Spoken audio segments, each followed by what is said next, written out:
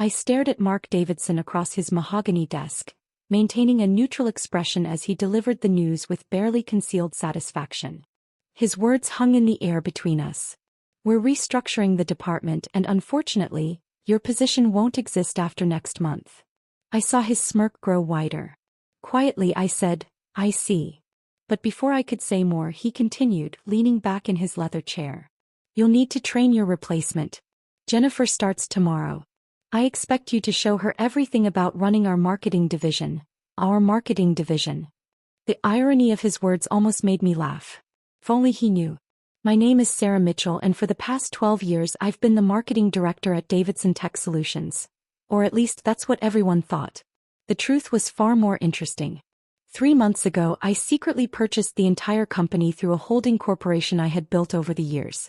Mark had no idea that NKS Ventures, which now owned Davidson Tech, was actually named after my initials. Sarah Katherine Mitchell. Of course I kept my voice steady as I replied, I'll make sure Jennifer learns everything she needs to know. Mark nodded, clearly pleased with my response. Good. I knew you'd be professional about this. Too many people get emotional when they're let go. I thought about the stack of documents sitting in my lawyer's office, waiting to be filed tomorrow morning. Yes, emotions can certainly get in the way of business decisions. As I walked back to my office I couldn't help but reflect on how I got here. 12 years ago I started at Davidson Tech as a junior marketing associate. Back then the company had been run by Mark's father, Robert Davidson, a brilliant businessman who saw potential in everyone regardless of gender or background. Under Robert's leadership I flourished. He mentored me, challenged me and helped me grow from an eager rookie into a seasoned professional. When he promoted me to marketing director 7 years ago he told me something I would never forget. Sarah, success isn't just about making money.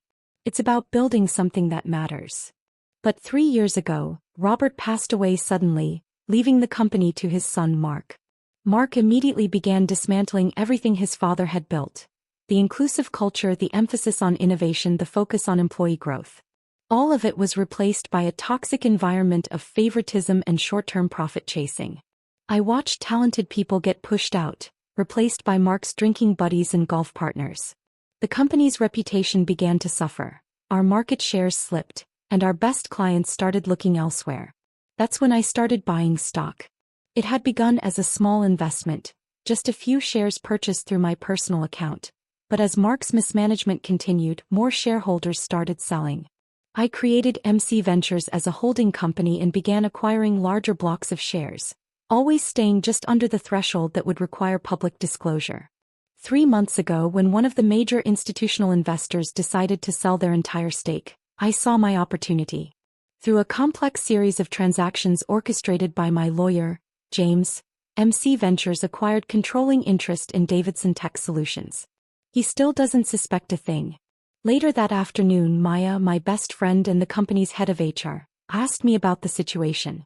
She was one of only 3 people who knew the truth about NKS Ventures. I shook my head, organizing files on my desk. Not a clue. He's too busy congratulating himself on hiring Jennifer away from our biggest competitor. Maya snorted. You're talking about the competitor that's been losing market share for the past 2 years. The one about to be investigated for financial irregularities? I smiled, thinking about the stack of research I had on both Jennifer and her former employer. Mark thinks he's making a power move. He has no idea what's actually happening. When are you going to tell him? Tomorrow morning. James is filing the paperwork first thing, and then we're calling an emergency board meeting. I paused, looking at the photo on my desk. Me and Robert Davidson at the company's 10th anniversary celebration. It's time to put things right. Maya nodded, understanding in her eyes. Robert would be proud of you. You're not just saving his company, you're making it better. Tears pricked at my eyes, but I blinked them away. There would be time for emotions later. Right now I had work to do. The next morning I arrived early. Jennifer was already waiting in the lobby, dressed in an expensive suit that screamed corporate climber. Her demeanor looked impressive at first glance, but I knew better. I'd done my homework. I greeted her warmly. Welcome to Davidson Tech. I'll be showing you the ropes over the next few weeks. She barely concealed her condescension as she looked me up and down. That's very kind of you. Mark has told me all about the changes he's planning to implement. I led her to my office. Well, why don't we start with our current marketing strategy? I'm sure you'll find it enlightening. And so, for the next 2 hours, I began to show her the ropes, knowing full well that her perception was about to be challenged. I walked Jennifer through our campaigns, our client relationships, and our future plans. She interrupted frequently, making suggestions that showed she had no real understanding of our industry or our market position. These retention strategies seem very old-fashioned, she said, gesturing dismissively at a presentation I had created. In my experience, aggressive acquisition is much more effective than maintaining existing relationships.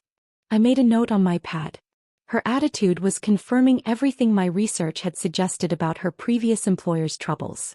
At 10 a.m. my phone buzzed. A text from James. Papers filed, board members notified, meeting set for 11. Jennifer, I said, standing up, I'm afraid we'll have to cut this morning's training short. There's an emergency board meeting I need to attend. She looked surprised. A board meeting? But Mark didn't mention. No, I smiled. I suppose he didn't. I left her in my office and made my way to the conference room.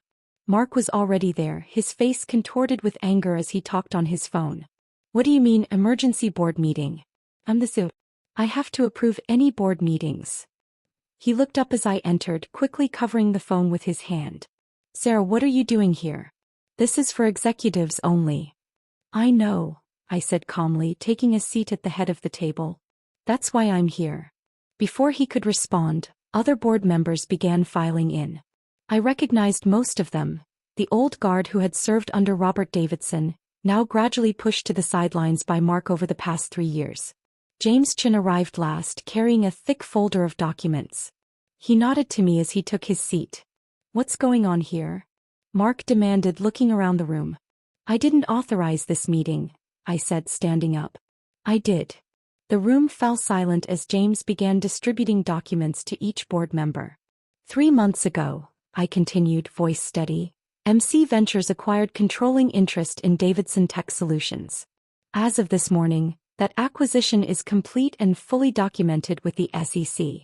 Mark's face went from red to white. NKS Ventures, he stammered. But that's my company. Actually, I finished for him, it's my company. Named after my initials, Sarah Katherine Mitchell. The board members read through the documents, murmurs of surprise and understanding filling the room. This is impossible, Mark sputtered. You're just a marketing director. You can't afford to buy a company this size. I thought about the years of careful investment, the long nights spent studying financial reports, the strategic planning that led to this moment. Actually, Mark, I can and I did. I opened my own copy of the documents. Now, shall we discuss the future of Davidson Tech Solutions? The look on his face was everything I'd imagined.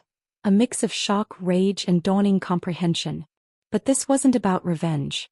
It was about something much more important. I pulled out Robert Davidson's old photo from my folder and placed it on the table. Your father built this company on principles of innovation, integrity, and respect for every employee. It's time to return to those values. Mark stood up abruptly, his chair scraping against the floor. This is ridiculous. I'll have my lawyers look into this immediately. There's no way this takeover is legal. James Chin cleared his throat. I assure you, Mr. Davidson, everything is perfectly legal. I've personally overseen every transaction. Would you like to see the documentation of how NKS Mitchell acquired the shares? I watched as James methodically laid out the paper trail. Every stock purchase, every filing, every legal document that proved NKS Ventures' legitimate acquisition of Davidson Tech Solutions. As you can see, James continued, his voice neutral, NKS Ventures now owns 51% of the company's shares. The board has been called today to vote on new leadership. Mark's face contorted with rage. You sneaky little. Choose your words very carefully, I interrupted, my voice calm. The board is watching. Many members sat alert, documents in hand, watching the drama unfold. Some had worked with Robert and had seen the company's decline under Mark's leadership. I stood to address them directly. For the past 3 years, we've watched this company lose market share, valuable employees, and, most importantly, its identity. The culture of innovation and integrity Robert Davidson built has been systematically dismantled. I distributed another set of documents, charts showing the company's declining performance under Mark's leadership. Our profit margins have dropped 40% in 3 years. We've lost 12 major clients. Employee turnover is at an all-time high. But more than that, we've lost our way. The board members nodded, examining the numbers. They had seen the decline firsthand, even if they had been powerless to stop it. This isn't just about numbers, I continued. It's about who we are as a company. Robert Davidson built this company to be more than just another tech firm. He wanted to create something that mattered. Spare us the sentimental garbage, Mark spat. Business is about profit, not your precious feelings about my father. A board member, Janet Chin, no relation to James, spoke up. Actually, Mark, business is about sustainable growth and strong leadership. Something we haven't seen much of lately. Others nodded in agreement. The tide was turning. I move to vote on new leadership, Janet said firmly. I second the motion, another board member added. Mark looked around wildly, realizing he was losing control. You can't do this. I'm a Davidson. This is my company. No, I said quietly. It was your father's company, and he knew that leadership isn't inherited. It's earned. The vote was quick and decisive. Within 15 minutes, Mark Davidson was no longer CEO of Davidson Tech Solutions. Security was called to escort him from the building. His face purple with rage, he shouted threats about lawsuits and revenge. As the board filed out, Janet stayed behind. That couldn't have been easy, she said, squeezing my shoulder. But it was necessary. I nodded, feeling the weight of responsibility settle on my shoulders. The hard part was just beginning. The next few weeks would be a whirlwind of activity. First, there was Jennifer, hired by Mark specifically to replace me. Her contract hadn't been finalized, but after a brief conversation where I outlined my concerns about her previous employer's practices, she decided to pursue other opportunities. Then came the task of rebuilding. Maya and I worked late into the night, reviewing personnel files and identifying talented employees who had been sidelined under Mark's leadership. Look at this, Maya said one evening, pulling up a file. Thomas Chin in engineering. He's been passed over for promotion 3 times, despite having multiple patents and excellent performance reviews. Let's set up a meeting, I replied. We need people like him in leadership positions. Slowly but surely we began to reshape the company. I reinstated the mentorship program Robert had started. We revived the innovation lab that Mark had shut down. Most importantly, we began rebuilding the culture that had made Davidson Tech special. A month after the takeover, I sat in what had once been Mark's office, now significantly redecorated, reviewing our progress with Maya. Employee satisfaction scores are up 30%, she reported. And we've had 3 former employees reach out about coming back. I smiled, thinking about the changes we'd made. The office felt different now, more energetic, more alive. People weren't afraid to share ideas or raise concerns. But not everything was smooth sailing. Mark, true to his word, had his lawyers examine every aspect of the takeover. They found nothing irregular. Still, the scrutiny was stressful. Then there were the industry rumors he tried to spread, suggesting the company was unstable under new leadership. We responded to those rumors with results. Within 6 months, we had not only stabilized our market position but begun to grow again. Innovation, once stifled, flourished. New products were developed, new clients signed. 1 year after the takeover, I stood in front of the entire company at our annual meeting. The auditorium was packed. We had hired over 100 new employees in the past year. When Robert Davidson founded this company, I started with a vision, not just of creating successful products but of building something meaningful, a place where innovation and integrity went hand in hand. I paused, gazing out at the sea of faces. Some had been there under Robert's leadership. Others were new. But all shared the same sense of purpose. For a while we lost sight of that vision. But today we're back on track. Our profits are up 45% from last year. Employee satisfaction is at an all-time high. But more importantly, we're making a difference. I gestured to the screen behind me, showing our latest project. A collaborative effort between our tech team and local schools, helping bring STEM education to underprivileged communities. This is what success looks like, I continued. Not just numbers on a spreadsheet, but real impact on people's lives. After the meeting, Maya found me in my office, staring at Robert's old photo. "He would be proud," she said softly. I nodded, gently touching the frame. "I hope so. Sometimes I wonder if I did the right thing taking over the way I did." "Sarah," Maya said firmly, "you didn't just take over. You saved this company. Look at what you've built." He was right. In the past year we had done more than just restore the company, we'd made it better. Our technology was more innovative, our culture stronger, our impact greater. The photo on my desk wasn't just of Robert anymore. Next to it sat a new one, taken at our last company picnic. Hundreds of smiling faces, all part of something bigger than themselves. That evening, as I prepared to leave the office, I received an unexpected email. It was from Margaret, Robert's widow. "Dear Sarah, I've been watching what you've done with the company this past year. Robert always said you were special, that you understood what Davidson Tech was really about." I read her words, tears prickling at my eyes. He was right.